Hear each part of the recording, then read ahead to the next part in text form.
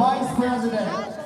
Inday Sara Duterte Carpio, the future President of the Philippines.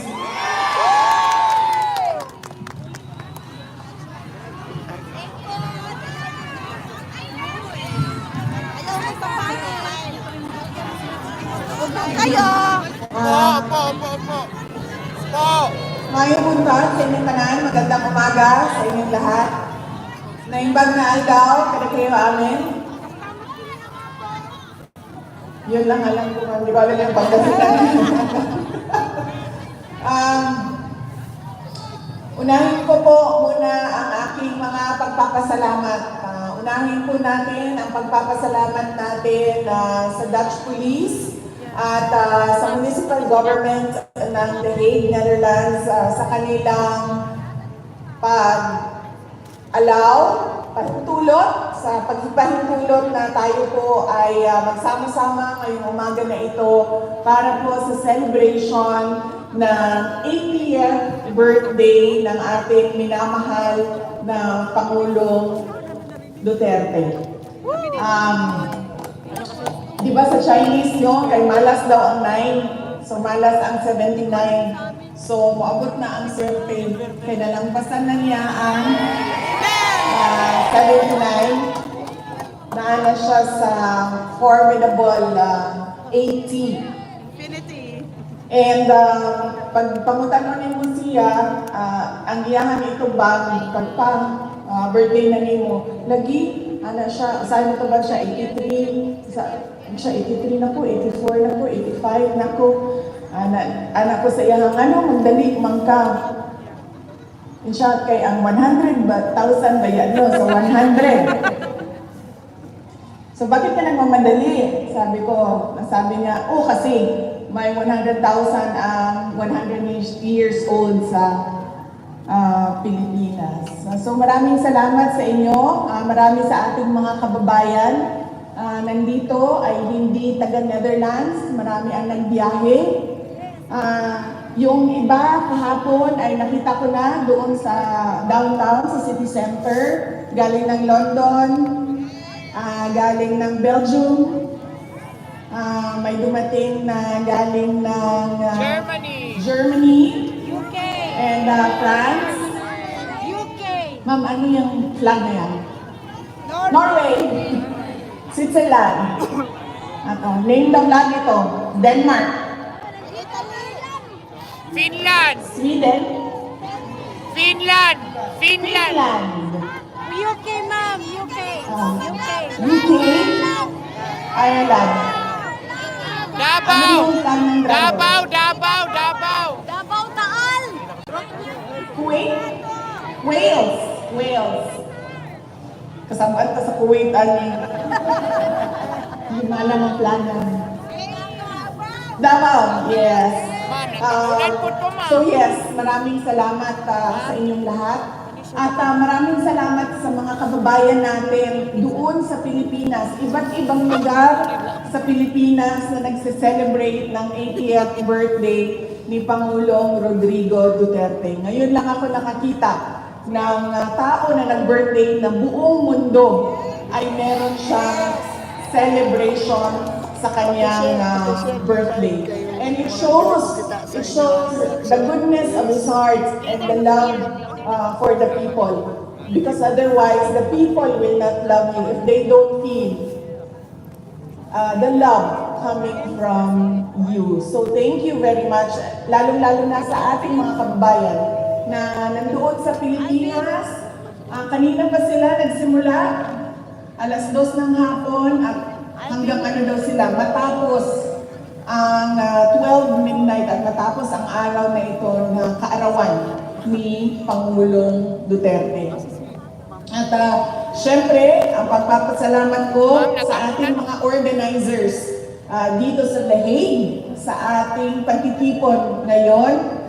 Merong nag-apply ng permit, merong nag-organize ng ating sound system, merong nag-organize ng ating mga barikada, at marami pa silang pinagtrabahuan para mapanigurado na komportable at meron tayong time and space ngayong araw na ito para sa ating picnic celebration ng birthday ni Pangulong Duterte. Maraming salamat sa inyo, mga organizers natin. Paalala ko lang, dahil kahapon nandito po ako, kumuha po ako ng mga gamit na hindi kailangan o hindi ginagamit ni Pangulong Rodrigo Duterte doon sa loob, ay pinakuha sa akin. Sinabihan ako doon sa loob na pakiusapan kayong lahat, kasama na ang media, na huwag mag-video footage at pictures sa kanilang kasal ng kanilang detention facility, lalong-lalo na sa mga tao na pumapasok at lumalabas.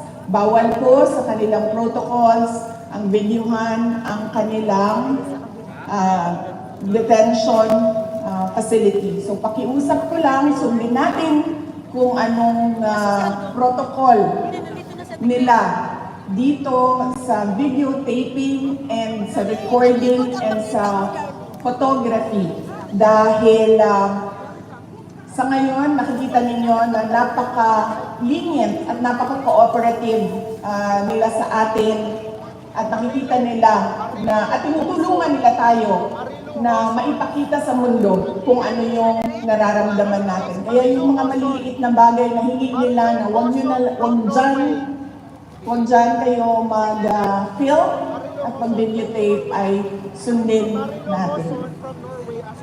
Ang susunod po ay mensahe galing kay Pangulong Rodrigo Duterte. Sinabi niya ito sa abogado kahapon at sinabihan niya ang abogado dahil hindi ko makikita si Inday Sara bukas dahil ang nakaschedule bukas ay ang aking kapatid si Veronica at si Shelito, ang kanyang mama. Sabihin ko sa lahat ng mga supporters ni Pangulong Rodrigo Duterte at sa lahat ng mga abogado na kaibigan niya to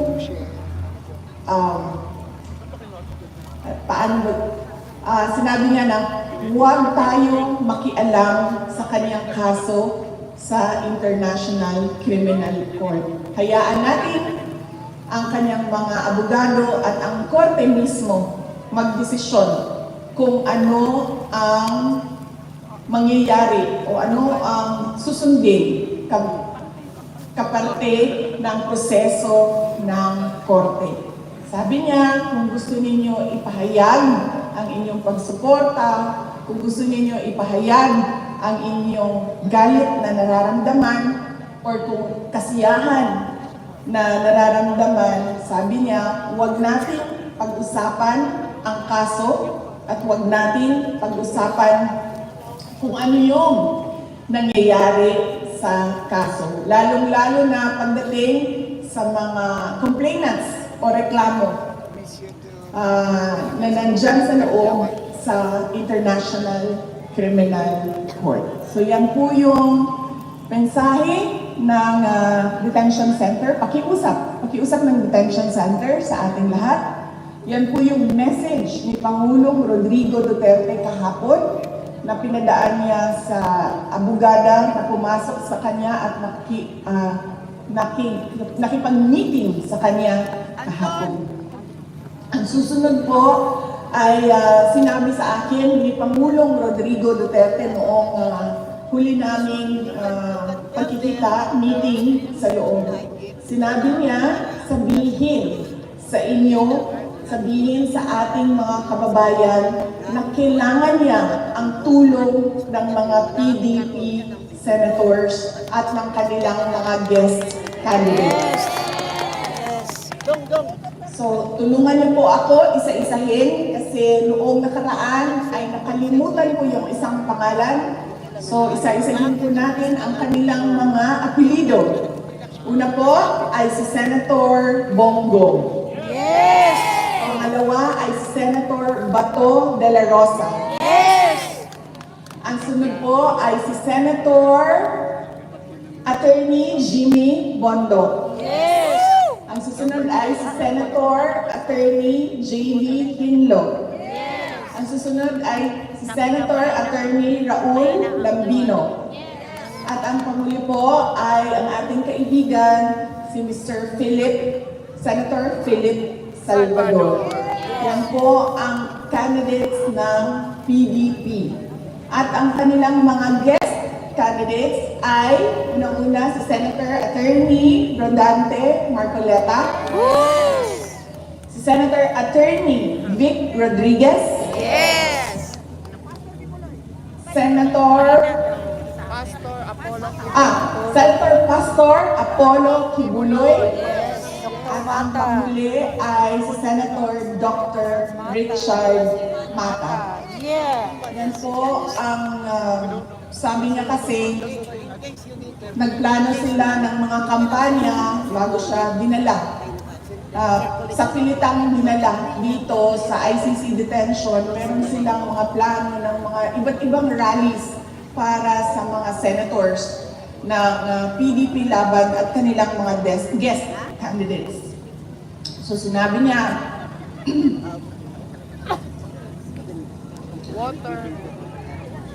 sinabi niya,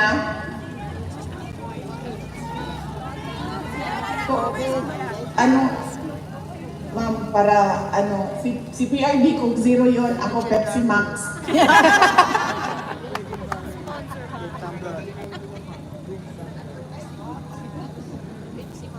Para balanse ang competition.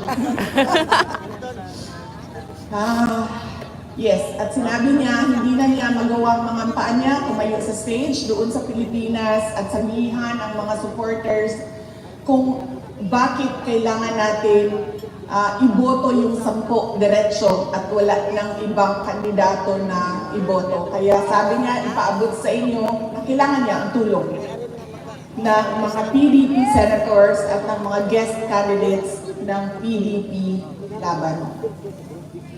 Ang sunod po ay, actually nakalimutan ko kanina, dapat ang opening natin ay pagpapasalamat sa Diyos sa magandang araw na ito. Walang init, walang ulan, sakto lang ang lamig. At nabiyayaan tayo ng pagpahintulot o permission na magsama-sama sa araw na ito. Kanina, habang naglalakad kami, ay narinig ko yung kanta na The Greatest Love of All. Sabi nung kasama ko, sabi niya, maghanda ka ng kanta mo kasi pagpakantahin ka niya nila. Sabi ko, Masaya. wala talaga akong makontribute sa kanta ngayong araw na ito. Maliban sa Happy Birthday song Yes. na nagawa ka natin kanina o hindi pa. Gawin natin ngayon. Papunta na tayo doon. Maliban sa Happy Birthday song. So, yun po ang message ni Pangulong Duterte sa politika ng ating bayan. At sinabi niya na bantayan natin ang ating boto. Dahil ang mga tao na desperado ay kung ano-anong pandaraya ang naiisip para lang manalo sila. Kaya kailangan daw ay bantayan natin ang ating boto at paniguraduhin natin na tama ang pagkabilang ng mga boto ng ating mga senators. So yan po ang message niya sa politika. Ang message ko naman sa kanyang birthday ay pinost namin doon sa aking social media account sa Facebook. At sinabi ko doon, my warmest wishes for former President Rodrigo Duterte. My warmest birthday wishes for former President Rodrigo Duterte. And I thank him for emphasizing the value of education sa akin. And I thank him as well for teaching me resilience and courage through his exigence. Si PRD kasi um, very demanding siya as a person, which is good kasi isa yan sa kailangan ng isang leader. Isa yan sa quality na kailangan ng isang leader to make things happen. You have to be very exacting and very demanding, especially sa mga tao na katrabaho mo o kailangan gumalaw para sa trabaho ninyo. And that was his way as well sa amin noong kami ay lumalaki. At nagpapasalamat ako doon dahil natuto ako na maging resilient and brave dahil sa kanyang pagpapalaki sa amin.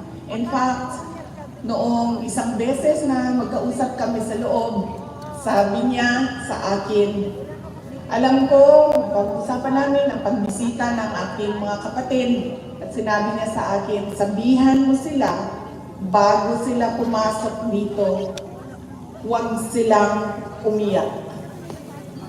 So yun ang mensahe niya sa kanila at sinabi ko din sa mga kapatid ko na ubusin niyo yung luha ninyo sa loob ng banyo. Pagpasok ninyo doon, huwag kayong umiyak. Dahil ayaw niya na makikita ang, well sa amin, ayaw niya na nakikita na umiiyak kami. In fact, noong gathering natin, noong 23, noong nakaraang Sunday, sinabi ko din yan sa inyo na isang beses tumawag ako sa kanya, umiiyak ako. Tapos tinatanong lang niya, nasaan ka? Nakidnap ka ba? Tapos iyak pa rin ako ng iyak, hindi ako makapagsalita. Sabi niya, buntis ka ba? And then sinabi ko lang, nahihirapan ako sa aking pag-aaral. And then sabi niya sa akin, bakit ka umiiyak? Mag-aral ka, bumalik ka sa mga libro mo, mag-aral ka. Ganun siya na klase ng parent, no?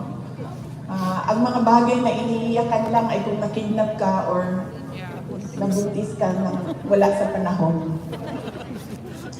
So yun ang pinagpapasalamat ko sa kanya ngayong araw ng kanyang kaarawan. And syempre, napaabot ko yung pagpapasalamat sa ating mga kababayan sa iba't ibang panig ng mundo sa pagpapakita nila ng suporta sa ating Pangulong Rodrigo Duterte. Idasal natin ngayong araw na ito na sana ay ibalik na siya doon sa Davao City, sa Pilipinas, dahil inaantay na siya doon ng mga Davaoenyo dahil siya ay meron pang term o darating pa yung term niya na magiging mayor pa siya ng Davao City. At syempre, idasal natin na siya ay bigyan ng lakas ng loob na harapin lahat ng kanyang problema sa paglalaba, pagluluto, at paglinis ng kwarto niya dyan sa loob ng ICC Detention Center. Dahil nasanay kasi siya na merong girlfriend or merong ka-live-in na nag-aalaga sa kanyang pagkain, paglilinis ng bahay, at paglalaba.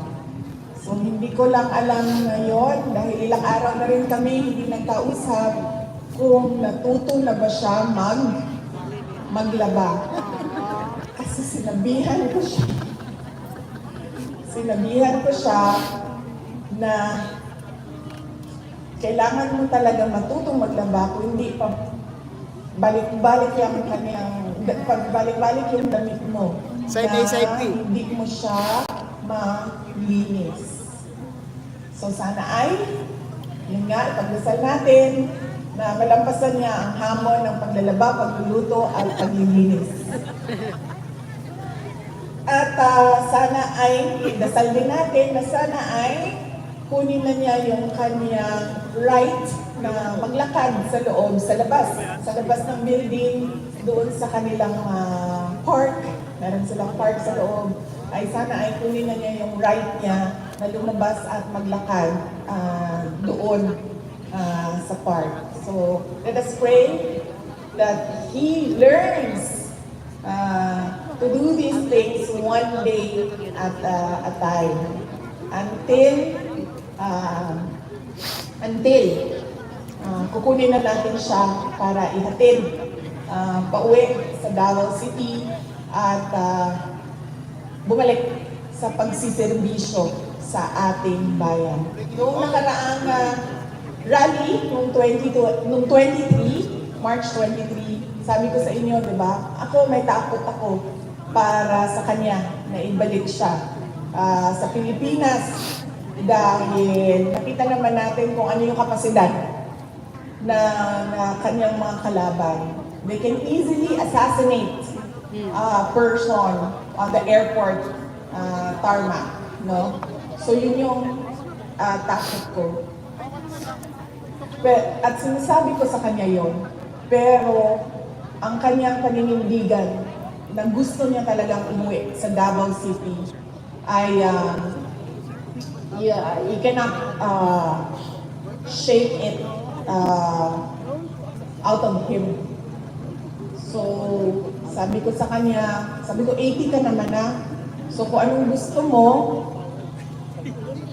ay yun ang ibibigay namin sa iyo. Dahil mahalaga sa isang tao na 80 years old ay masaya siya.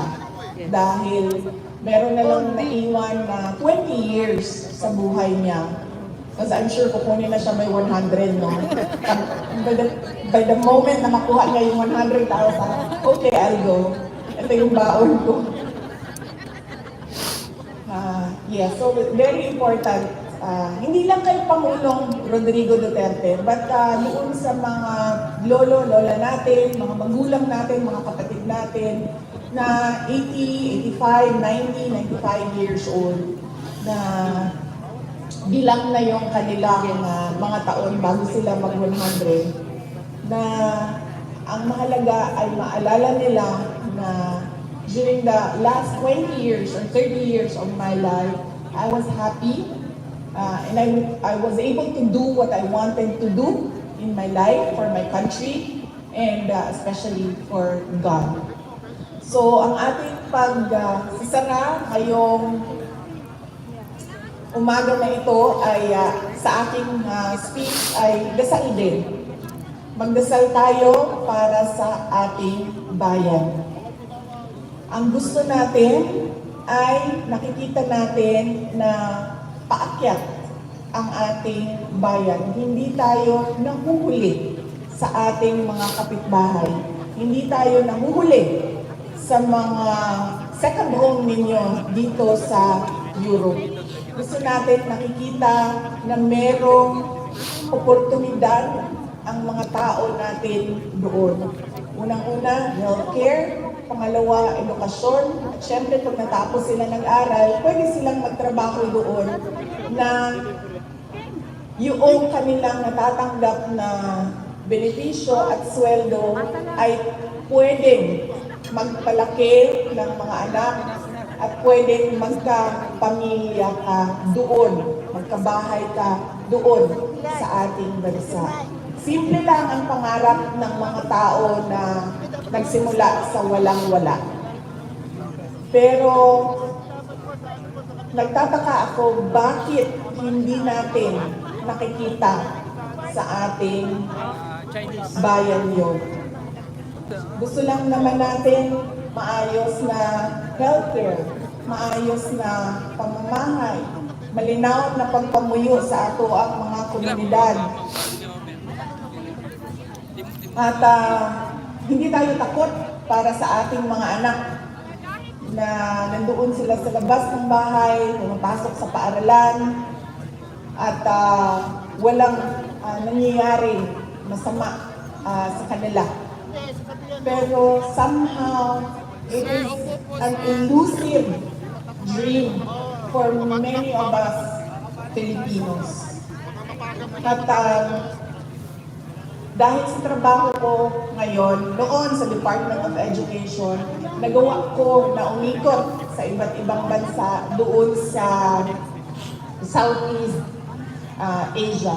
And alam nyo, nahihiya ako as a Filipino, lalong-lalo na pag meron silang mga komento na napakaganda ng bayan ninyo, napakayaman ninyo sa natural resources and workforce, pero somehow hindi umaangat yung bayan ninyo.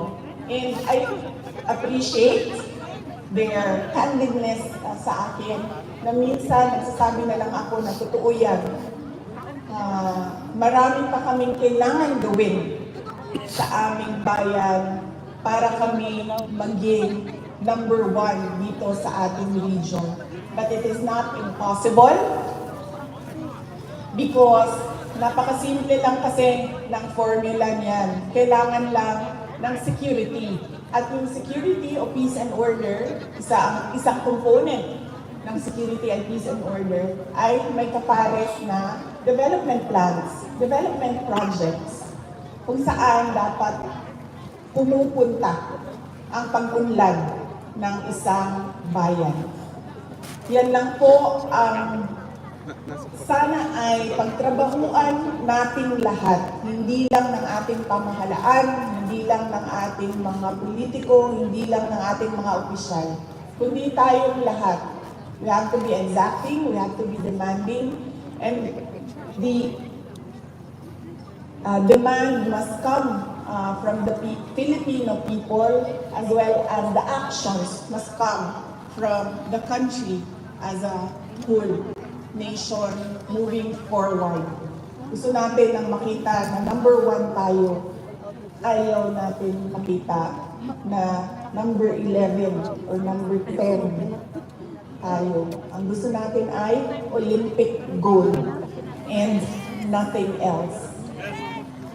So yan ang dasal natin para sa ating bayan. Pagod na tayo na, alam nyo, 40... alam nyo, 20 plus years old na ako. Muntik ako magkamali doon, mama. 20 plus years old na ako. And sa 20 years ko sa Pilipinas, parang pare-pareho lang simula noon. Lumadami lang yung tao, actually. Sa amin sa Davao City, pareho lang siya. Merong konti, mabagal yung progress natin. Hindi siya yung gusto natin na big and fast, mabilis, nandiyan ka agad. Mabagal siya. Dahil sa 20 years, meron kami nakita na progress sa Davao City. Not as fast as I want it to be. And nakikita ko dumadami na yung tao. Kasi noong ako ay 10 years old, kilala pa namin ang isa't isa, mga pamilya sa Davao City, magkakilala. Ngayon, hindi mo na makilala dahil sa sobrang dami ng tao sa Davao City. And I'm sure ganun din sa iba. Because we come from Mindanao and we're always last, so I'm sure sa ibang lugar, ganyan din. Kung ano yung nakita ninyo noong kayo ay 10 years old, malamang meron lang kayong nakitang improvement konti at lumami lang yung tao. So, sobrang dami siguro. Tinago. Huwag niyo namang itago. Ayan yung libro. Tingnan niya. Yan na libro, ma'am. Para magsikat sila lahat, ibibigay po namin sa iyo mamaya.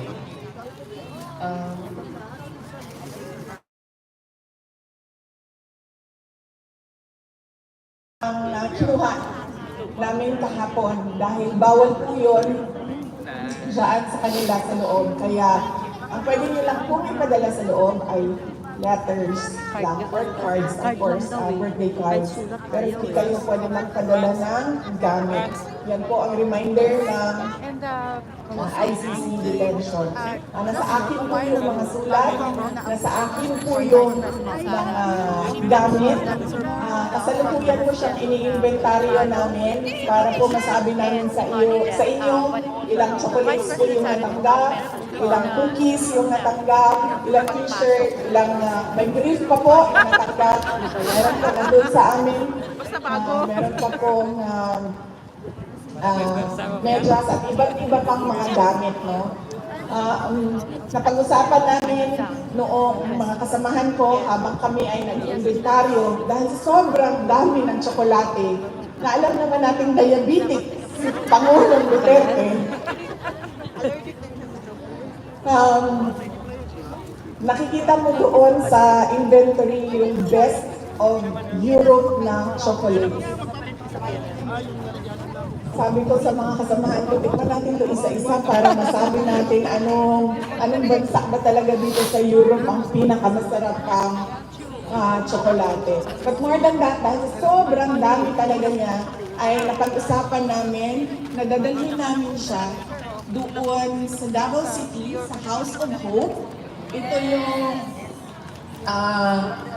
children with cancer na laging pinupuntahan ni Pangulong Rodrigo Duterte. Ito yung parang mga bata na lagi niyang kinakausap, binibisita at nagpa-party sila doon sa mga bata na may cancer.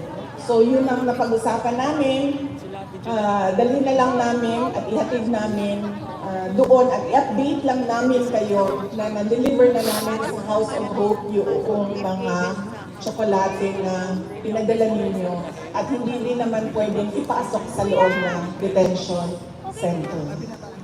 So, yes, maraming salamat sa mga letters, cards, and mga gamit para kay Pangulong Rodrigo Duterte. Dito? Dito.